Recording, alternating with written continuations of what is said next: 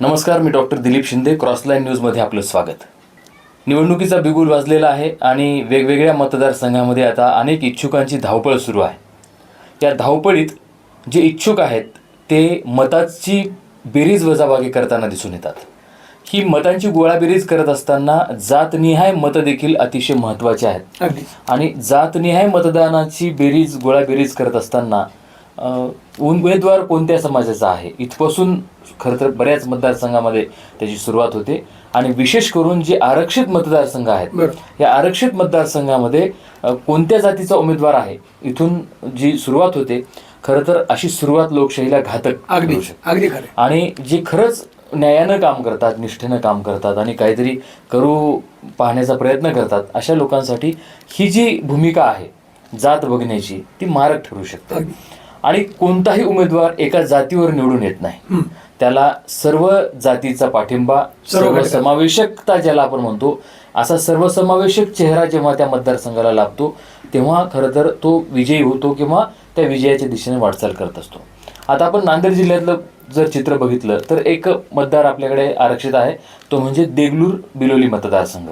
यापूर्वी मुखेड विधानसभा मतदारसंघ आरक्षित होता. त्या ठिकाणी अनेकांनी आपलं राज्य त्या ठिकाणी केलं. तर आत्ता जी विधानसभा आता लागलेली आहे 2024ची, तर बिलोली देगलूर विधानसभा मतदारसंघातलं चित्र काय असू शकतं आणि बौद्ध समाजाची यापुढची भूमिका काय असेल या संदर्भात चर्चा करण्याकरिता माझ्यासोबत आहेत पत्रकार मित्र राम तरडे.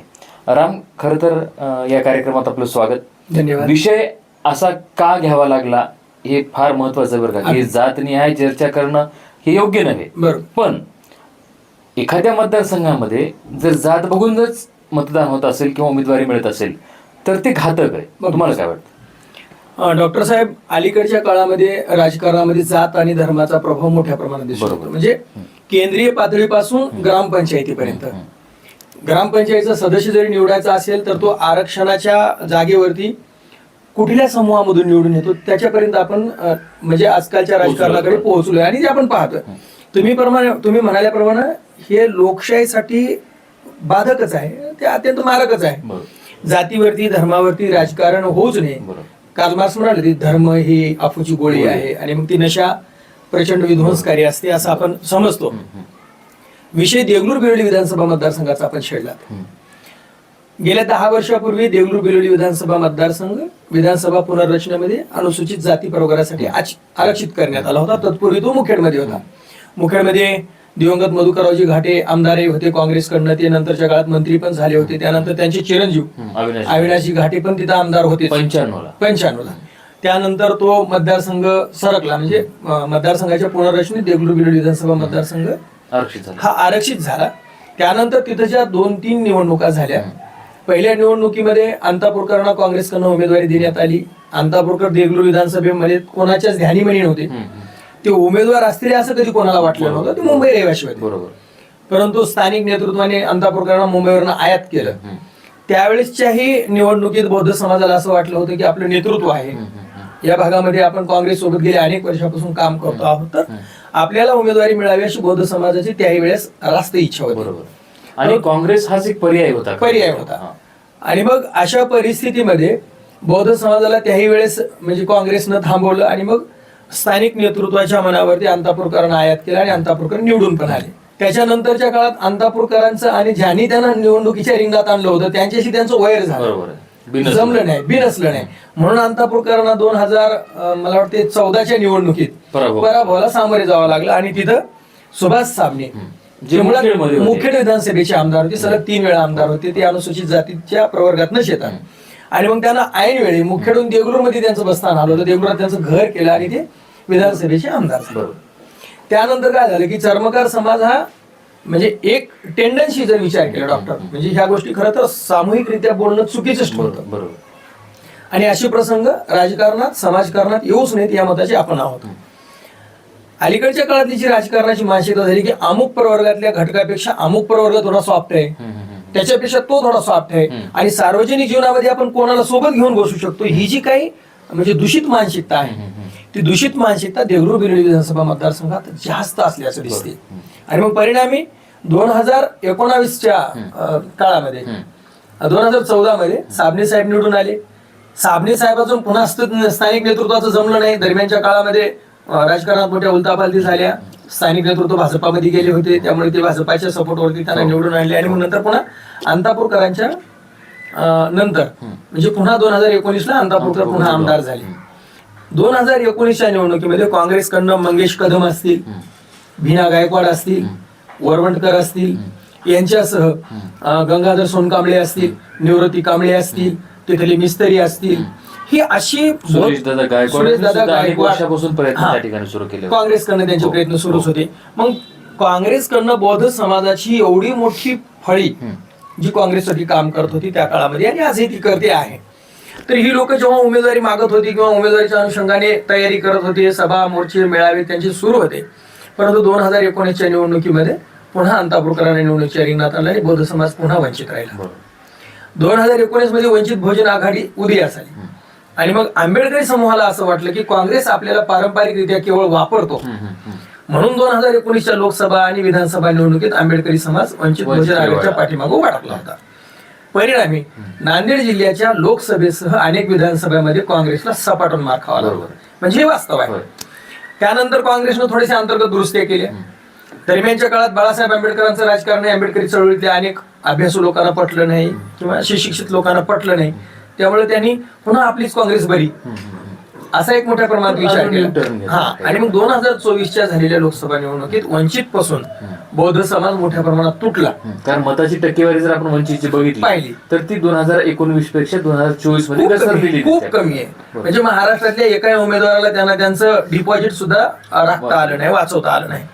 मग 2024 मध्ये काय झालं तर लोकसभा निवडणुकीमध्ये वंचित बहुजन आघाडीने उमेदवार दिला नाही का तर दिलाय, परंतु गेल्या वर्षी 1,42,044 जी वोटिंग झाली होती ती झाली नाही, ती 92-94,000च्या मध्ये आली. म्हणजे याचा अर्थ आंबेडकरी समाज सजग आहे, तो परिस्थितीला समजून घेणार आहे. आणि मग बौद्ध समाजाने पुन्हा एकदा काँग्रेसची पाठराखण केली. ती पाठराखण करत असताना नैसर्गिकरित्या अपेक्षा ठेवणे अपेक्षितच आहे. आणि मग बौद्ध समाजाने पुन्हा अपेक्षा ठेवली की होणाऱ्या विधानसभा निवडणुकीत देगलूरमध्ये आम्हाला नेतृत्व मिळालं पाहिजे. मग त्या अनुषंगाने पुन्हा देगलूरमध्ये ती वाटचाल सुरू झाली. अनेक इच्छुक लोक देगलूरमध्ये उतरले. सुरेशदादा गायकवाड पुन्हा तुम्ही म्हणल्याप्रमाणे चळवळीच्या माध्यमातून ते देगलूरच्या निवडणुकीच्या तयार लागले. खरं तर नांदेड जिल्हाच नव्हे तर सुरेश गायकवाडांसारखा मराठवाड्यात दुसरा आंबेडकरी चळवळीतला तगडा नेता आता तरी नाही. आणि अभ्यासू माणूस. राजकारण काय असते, समाजकारण काय असते, चळवळ काय असते, आंदोलन काय असतात, ती दादा इतकी जवळून मला वाटते आंबेडकरी चळवळीतला अलीकडच्या काळातला कोणताही तरुण किंवा कोणताही नेता पाहिला नाही. आणि एकेकाळी दादा काँग्रेसचीच होती, म्हणजे काँग्रेसला सपोर्ट होता भारीप मध्ये ते असताना. पण स्थानिक नेतृत्वाचं त्यांचे वैचारिक मतभेद झाले आणि दादा दूर झाले असंही म्हणावं तर जेव्हा अशोकराव चव्हाण मुख्यमंत्री झाले होते तेव्हा दादा काँग्रेसच्या सभेमध्ये जाऊन भाषण केले होते की अशोकरावांना आपल्याला मुख्यमंत्री करायचं आहे. म्हणजे दादा काँग्रेसला सहयोगी होते, फक्त काँग्रेसनं वेळोवेळी सुरेश गायकवाडांचा फक्त आपल्या वापरापुरता वापर केलाय. ही जी टीका होते त्यात कधीतरी सत्य वाटायला. म्हणजे एकंदरच आता आपण बघितलं तर अनेक मतदारसंघात जसं आता आपण देगलूर बिलोलीचा विचार करतोय आरक्षित मतदारसंघ असल्यामुळं, परंतु इतर मतदारसंघात देखील विचार केला तर तो पक्ष जातीचं गणित मांडताना आपल्याला दिसतोच नेहमीच, किंवा ह्या जातीचा उमेदवार घेतला तर त्या जातीचे नाराज होतील किंवा खुश होतील. हे जे प्लस मायनस जे गणित आहे तर त्या पद्धतीने देगलूर बिलोली मतदारसंघामध्ये आता संधी आहे. मला वाटतं की शेवटची टर्म असेल या मतदारसंघाची, त्याच्यानंतर पुनर्रचना होणार. मग अभिनय तो कभी नाही अशी परिस्थिती त्या मतदारसंघामधली असताना संधी दिली जात नाही. तुम्ही म्हणाल्याप्रमाणे नुकतंच काल एकाच आम्ही म्हणजे कालच एक सोशल मीडियावरती बातमी व्हायरल झाली की जर देगलूर बिलोली विधानसभा मतदारसंघामध्ये काँग्रेसनं बौद्ध उमेदवार दिला नाही तर त्याचे काँग्रेसला केवळ देगलूरमध्येच नाही, नायगाव, मुखेड, देगलूर, कंधार, बिलोली म्हणजे ज्या ज्या काही आपल्या नांदेड जिल्ह्यातल्या 9 विधानसभा आहेत त्या 9 विधानसभा मतदारसंघात आणि नांदेडच्या लोकसभेच्या पोटनिवडणुकीतही काँग्रेसला मोठी किंमत मोजावी लागेल असं विधान काँग्रेसच्याच एका बौद्ध समाजाच्या इच्छुकाने दिलेली आहे. आणि ते सार्वजनिकरित्या बोललेत, अर्थातच ते कोणाला भिवून घाबरून किंवा, पण त्यांनी त्यांची जी इच्छा व्यक्त केली ती इच्छा रास्त आहे यासाठी की तुम्ही म्हणाल्याप्रमाणे आभी नाही तो कभी नाही. आणि जर समजा काँग्रेसनं बौद्ध समाजाला उमेदवारीच दिली नाही तर त्याचे परिणाम काय होतील तर देगलूर बिलोली विधानसभा मतदारसंघामध्ये हा समाज जो आहे तो मोठ्या ताकदीचा आहे. त्याचे परिणाम जे स्थानिक नेतृत्वाने आमदार अविनाश घाटेंना, माजी आमदार अविनाश घाटेंना म्हणजे काँग्रेसच्या मुलाखती 15 तारखेला झाल्या आणि 14 ऑक्टोबरला, तारखेला आणि यांचा 14 पक्ष तारखेला त्यांचा पक्ष प्रवेश झाला. काँग्रेस पक्षाने उमेदवारी अर्ज ज्यांना ज्यांना करायचे त्यांच्यासाठी त्यांनी एक म्हणजे निश्चित कार्यक्रम ठेवला होता. कार्यकाळ की या तारखेपर्यंत तुम्ही उमेदवारी अर्ज दाखल करा. स्थानिक पातळीवर नाही तर मुंबईला आहे. अविनाश घाटेंनी ना स्थानिक पातळीवरती उमेदवारीसाठी अर्ज केलाय ना मुंबईसाठी केलाय, ना त्यासाठी आवश्यक असणारी फीस भरली. बरोबर आहे. असं असतानाही 15 तारखेला अविनाश घाटे मुलाखतीसाठी उतरले. आता तो पक्षाचा निर्णय असेल, त्याचा आपल्याला फारसं काही नाहीये. आणि मग 28 लोक गेल्या 4 महिन्यापासून काँग्रेस पक्षाची उमेदवारी मिळावी यासाठी प्रयत्नशील आहेत, मेहनत करत आहेत, खर्च करत आहेत, दारोदार भटकंती करत आहेत. त्या लोकांसाठी तुमचे सगळे क्रायटेरिया, आणि अचानक कुठला तरी एखादा मोठा नेता तुम्हाला सांगतो ह्याला घ्यावंच लागतं म्हणून तुम्ही त्याला ऍक्सेप्ट करता, म्हणजे ही नीती काँग्रेसला महाग पडणारी नाही का? नाही, 100%. कारण काय की आता जर आपण बघितलं तर 2019च्या निवडणुकीमध्ये वंचित बहुजन आघाडीला मिळालेली मतं, बरोबर, 24 मध्ये घसरलेला मतांचा टक्का. अगदीच. जर आता पुन्हा हा समाज किंवा ही बांधव जर वंचितकडे वळले तर निश्चितपणे काँग्रेसला त्याचा फटका आहे, कारण ही काँग्रेसची पारंपरिक वोट बँक. बिलकुल, अगदीच. आणि जर वंचितचा चेहरा जर चांगला भेटला तर त्या मतदारसंघामधून एखादा उमेदवार विजयी होऊ शकतो याची शक्यता देखील अधिक आहे. कारण अन्य लोक जर मताचं डिव्हायडेशन करू शकले, अनेक जण इच्छुक कारण आपण काही दिवसांपूर्वीच या संदर्भामध्ये चर्चा केली होती. त्याच्यामध्ये अनेकांनी आपल्याला शिव्या देखील घातलेल्या आहेत की कोणाची तरी दलाल आहात वगैरे. हे आपण प्रामाणिकपणे सांगूया की आम्ही कोणाचं घेऊन बोलणारे माणसं नाही अजिबात. तर मुळामध्ये जे काही बोलतो आपण ते वास्तव असतं. आता त्याला विरोध कोणी समजत असेल तर त्याला आपण काही करू शकत नाही. पण जर हा समाज पुन्हा एकदा एकजुटीनं वंचितच्या पाठीमागे उभा राहिला तर वंचितची ताकद वाढू शकते.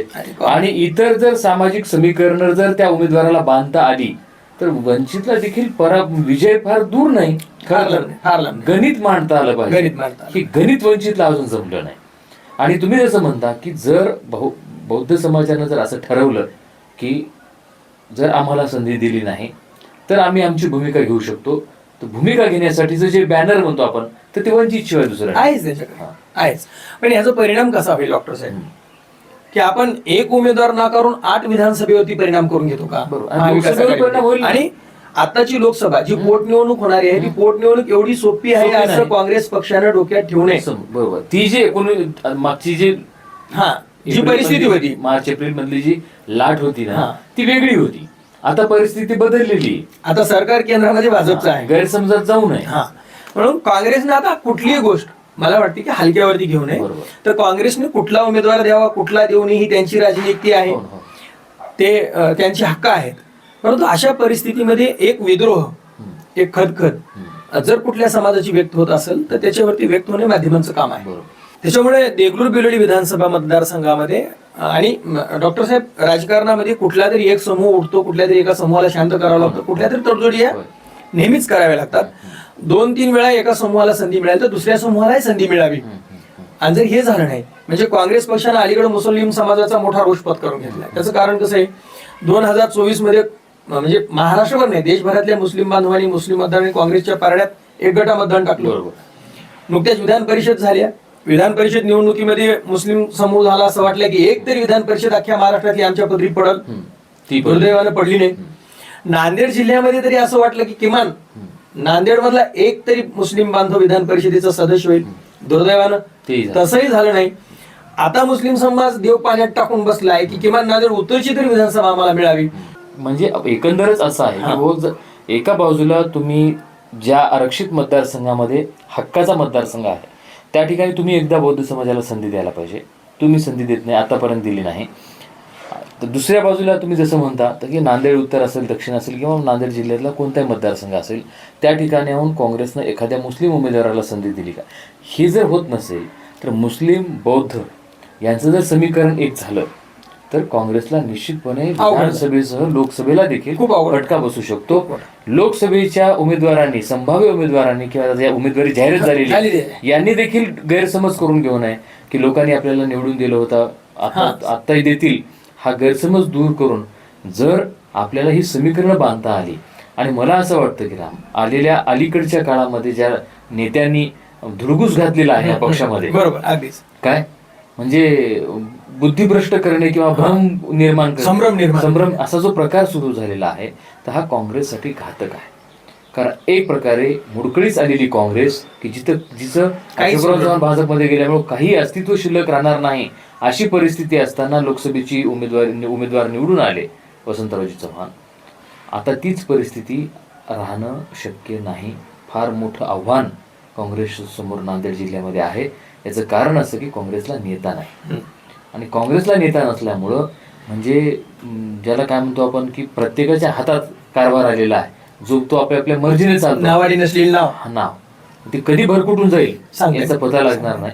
म्हणून योग्य वेळ आहे, योग्य विचार या लोकांनी केला पाहिजे, आणि जातीय समीकरणाची जी काही बांधणी केली जाते राजकारणात ती करता आली पाहिजे, तरच सर्वांना न्याय मिळेल.